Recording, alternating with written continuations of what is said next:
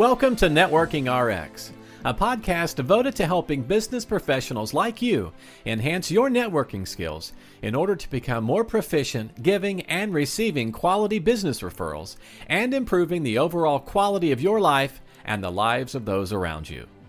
The Networking RX podcast is a production of AmSpirit Business Connections, an organization whose mission is to empower business success through networking. Welcome back for another episode. This is Frank Agin, founder and president of AmSpirit Business Connections. Thanks to you who have tuned in and who have been tuned in the past, and thanks to you who are now subscribed. This, after all, is the first step to building a loyal base of followers.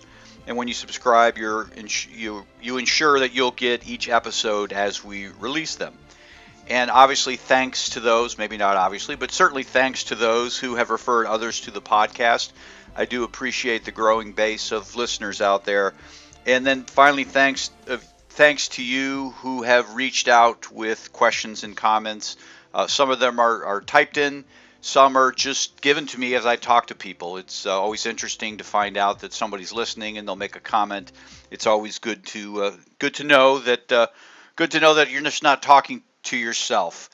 At any rate, today I'm going to follow up on an earlier podcast. Episode 131, which we released on December 12th, was an interview with a woman by the name of Diane Darling.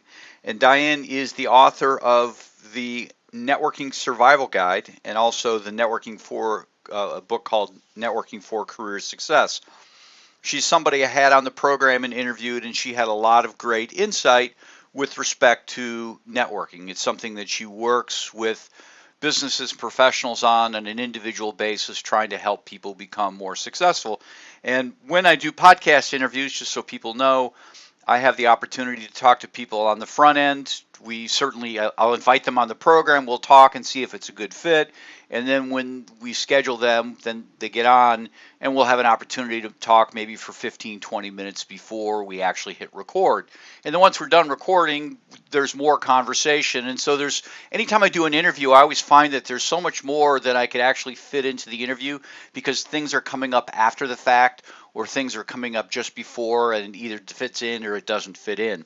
But one of the things that Diane threw out at me is she has a short code.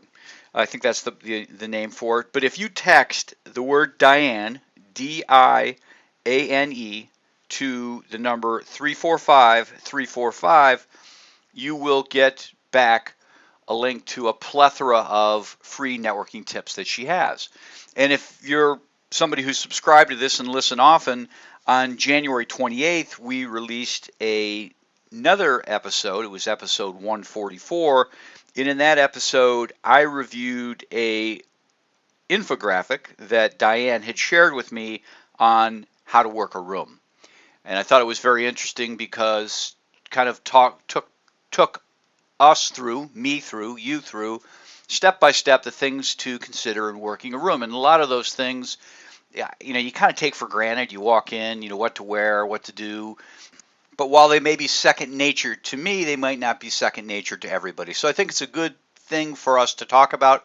Plus, in looking at that infographic, there were certainly some insights for me, things that I hadn't thought about doing. The big takeaway I got from that was going up and talking to the person who is the host, the person who put it together, and thanking them and essentially asking them, maybe they could refer you to somebody. Generally speaking, they're kind of the hub of everybody who's there and would know who the players are. The other interesting point that she made was if it's a speaking event, if there's a speaker, find the speaker beforehand, because afterwards you're going to be hard-pressed to get any time with respect to the person talking. Obviously, somebody who's speaking, they're probably doing a lot of prep and don't have a lot of opportunity, but it's a good opportunity just to introduce yourself, give them your card, and get their card and follow up later. But at any rate, one of the other things that Diane followed up with, and again, after we did the interview, we were talking, and she said, oh, yeah, I've got all these things. And it's like, oh, wow, I'm really interested. I would like to see some of these things. And so she had sent me some information. And again, if you text Diane, D-I-A-N-E, to 345-345, you'll get access to a whole bunch of information, but here's some information that she had sent me privately, personally, that I wanted to share with you. And I thought these were some interesting things and are worth getting out there. The first thing that she shared was a business card that she carries. I know you're thinking, okay, what's the big deal? Everybody carries business cards, and she does as well. But she has a special business card made up that's blank. I mean, not totally blank, but it says, "Don't have a business card with you?" Question mark. Fill in the other side. It's got her logo and her picture on it and indicates the books that she's written. But on the other side, it provides a space for somebody's name, email address, and mobile number. And again, then she puts on there, if you want free networking tips, text Diane to 345-345, as I've said a couple times already. But what I find is interesting about this is, so often, or not so often, but it seems that quite often I'm running into people who don't have business cards. They've run out, they didn't carry any, they don't have any, they're too new in business. And then you're kind of stuck with, well, here's my business card, reach out to me. And I find that if I get somebody's business card, I'm going to follow up with them 10 out of 10 times. I'm just going to be reliable about it. I've got the information. But if I give somebody a business card and ask them to follow up with me, you know what? 30% of the time I might get a follow-up, and a lot of times it goes nowhere. And maybe that's okay. Maybe that's just a reason for me to just say, okay, it wasn't in the cards. But you never know. They may have lost your business card. They may not be into the practice of following up. And I just hate the thought of missing out on an opportunity. So I thought this was a really neat idea that Diane had, because then if I run into somebody who doesn't have a business card, I can hand them a card that allows them to quickly fill it in so I can have their information and follow up with them. And following up is important to getting back in touch and scheduling coffee or whatever else it might be. Something might come up. I've run into people and it's been, I really need to talk to that person. I really need to get that person information, or I need to really follow up, and they can connect me with somebody and they don't have a card. You give them theirs, and the 70% of the time they don't get back to you. It's like, I know their first name, I don't remember their last name, or I don't know how to spell their last name. And then you're on this wild witch hunt trying to figure out who they are. And it's just good to be empowered and have that information. So I thought that was an interesting idea. Again, just something she has, a special card that she has made up with this information on the back of it. The second bit of information she gave me was, again, another card that she has, which has networking tips on it. And I would imagine a lot of those you'll see. I know you'll see some of them if you text Diane to 345-345. And I realize I've said that 4 times now, and I'm not, this is not this infomercial, call now, call now. I'm just getting that information out there so you can take advantage of it. I will put it in the show notes. I've put it in there in the past. But in this card, she's got a series of networking tips. And I'm going to go through these real quick because it's, some of these seem like common sense, but I don't know that they're common knowledge. And if you know of them, it's good for the reinforcement. If you don't know of these tips, then it's certainly good to hear them. The first thing she talks about is handshakes. And she says, 2 shakes and let go. Don't be the person with a quick handshake, grab somebody's fingers and a quick little shake. Don't be somebody who hangs on and just shakes and shakes and shakes. 2 shakes and let go. Don't be weird about it. Don't be weird about your handshake. As I've talked about in the past on this program, you are better to not be remembered for your handshake than be remembered for having a bad one. Second thing she talks about is where to put your name tag, where to put your name badge. On the upper right side of your chest, the eye naturally flows up the right arm as you shake hands. And this, again, makes sense. And I don't know why I do it. I'm supposed to be like Mr. Network, and I always put it on the left side. I don't know if it's because I'm right-handed. And I'll put it on with my right hand over my left chest. But it should be on the right side. It should be on the same side that you shake hands with.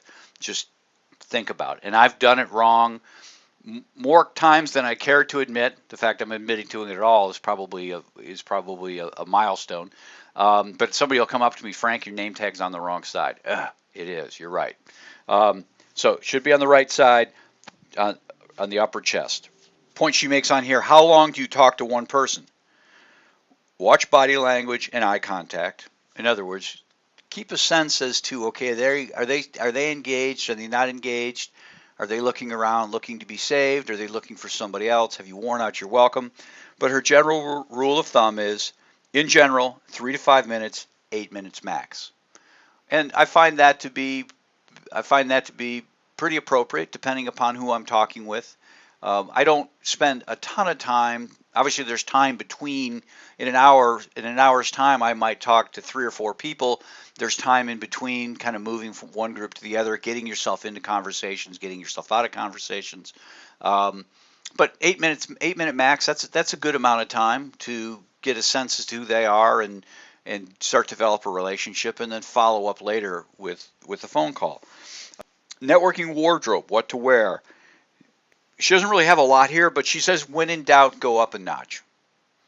When in doubt, go up a notch. In other words, if you don't really know, then, maybe go up a little more than business casual. If you generally think that's what the event is. Go up a little better than what you normally would be seeing. When I'm out at events anymore, I try to wear a sport coat. For a couple reasons. One, it's just easier to kind of carry a phone and carry extra cards.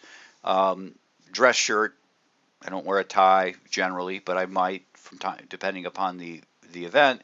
But I'm generally wearing a sport coat, and just trying to play the part. I don't know who I'm going to run into, and I want to make sure I have my best foot in front of me right from the get-go.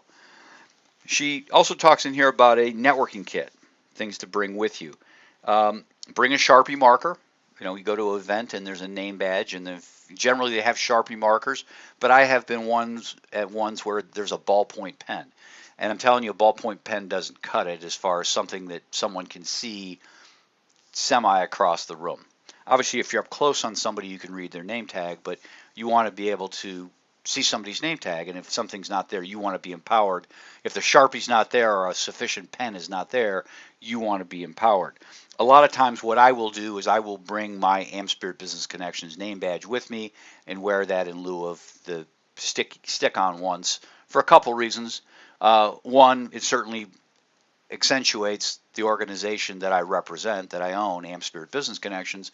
But what it also does is my penmanship is horrible. I mean, I can spell my first name, and that's probably about the limit, 5 letters, Frank. So I'm not real good at writing things out.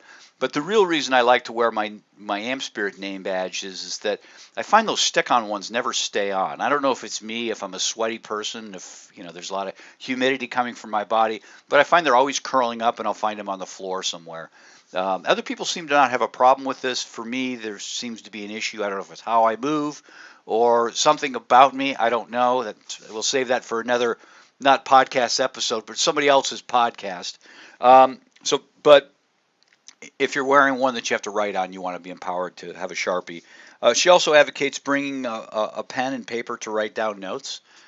I'm not prone to do that. I'm more focused in on listening to people. I tend to have a pretty good memory, and so if people are saying things to me, I'll remember. I don't need to write things on the back of the card. When I leave the event, I will be able to sort that stuff out. That might not be everybody's case, and so you might want to bring a pen, have a pen handy. Certainly if you're going to go with her advice and have that business card where somebody can write information on the back as well. Having business cards. Always make sure you have business cards. Always make sure you have business cards in the car. I generally carry a bunch. I generally have a bunch at home in case I run out of the ones that are in my pocket, and I try to keep them in my car as well. I'm somewhat anal or somewhat anxious about running out of business cards. I don't ever want to run out of business cards, so I find that I have an excessive amount. But again, I run into people who don't have them. They don't have enough. I'll try not to be that person. And then she has a funny little comment here. She says, never ever doubt the value of a breath mint.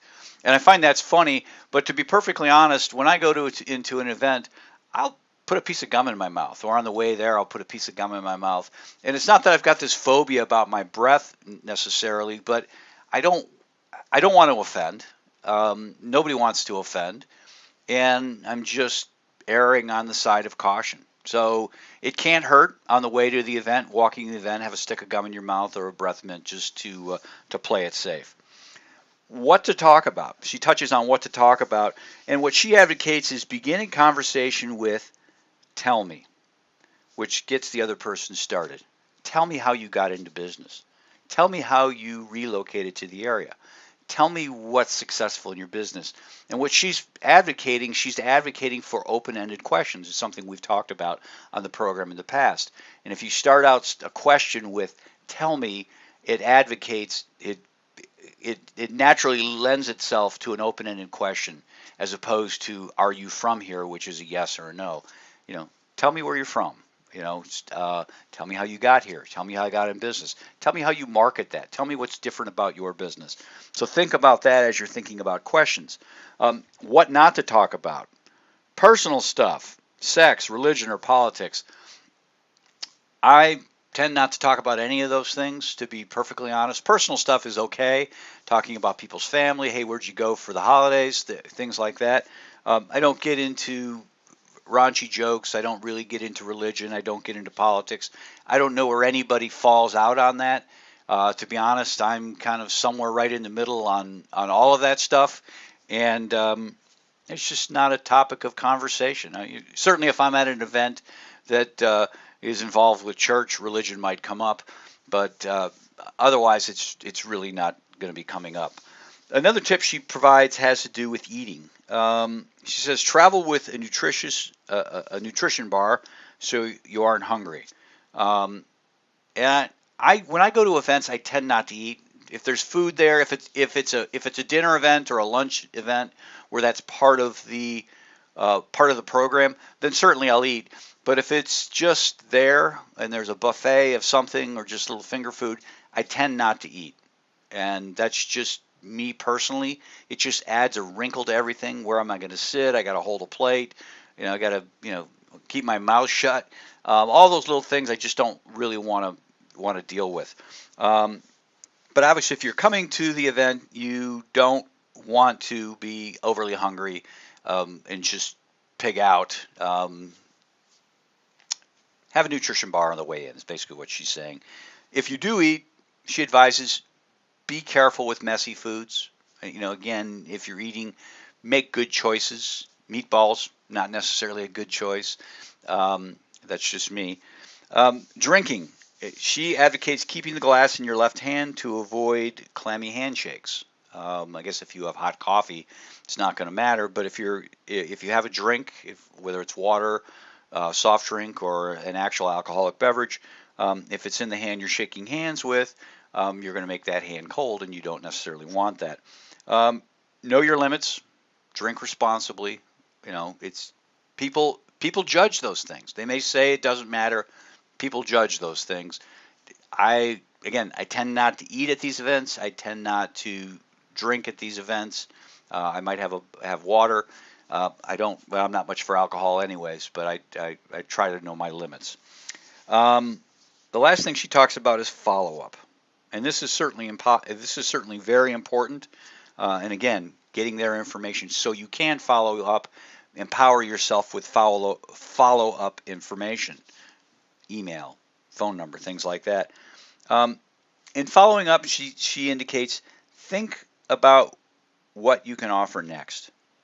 Maybe it's an app you can suggest. Maybe it's a book you can send. I've written books, so I tend to send copies of my books depending upon who I'm meeting and the context I'm meeting them with. You might want to refer them to a website. Try not to be self-serving with these things.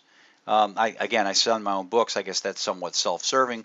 But I don't want to, I guess I'm not too concerned about my books because there's really nothing there I'm trying to sell. Here's a free book. But I don't want to send somebody to my website or send something where they feel that I'm trying to sell them on something. Maybe an introduction is a good follow-up. Hey, glad to meet you. I think you should also know this person. Certainly following up online is okay, but consider writing a handwritten note is one of the things Diane talks about. A handwritten note is so powerful, and it doesn't have to be that long. It just can be, hey, Diane, it was great to meet you. Thanks for the networking tips. I'll certainly remember to bring business cards next time. That's all. That's fine. That's perfect. You don't have to go into any long sort of narrative about the event and them and what you do. It's just kind of a little touch base with them. Certainly, if I didn't have a business card, I would be mortified, but I would send them a note and have a business card in there. And she says, send it with a postage stamp. Use a postage stamp. The Postal Service is still in business. You can go buy 10 forever stamps and just kind of keep them handy and use them from time to time. But a stamp just sends just a more professional message. So anyhow, text Diane, Diane, to 345-345, and you'll get lots of great information from Diane Darling. Again, she's an author of a couple of books out there, The Networking Survival Guide and Networking for Career Success. Before we wrap up, I just want to remind everybody that AmSpirit Business Connections has a unique franchise opportunity that involves helping small business professionals become more successful through a referral-based networking program. This franchise opportunity only involves a couple hours in the morning, a few mornings a week, and would be a great franchise for an attorney, an accountant, realtor, business coach, or consultant to add on to what they're already doing. Why would you be a renter when you can own the building? Why just be in a business network when you can own the business network? If you or someone you know would like to learn more, please contact me. Use the email at the end of the podcast or the one we provide in the show notes. Thanks for joining us on the Networking RX podcast. Please put what you've learned into action today and let us know if you have questions, comments, or ideas for future topics. You can email them to us at podcast@amspirit.com. That's AmSpirit.com. Finally, so you never miss an episode, be sure to subscribe to the Networking RX podcast through iTunes, Overcast, or however you receive your podcasts. Now get out and network with someone. The Networking RX podcast is the copyright production of AmSpirit Business Connection. All rights reserved.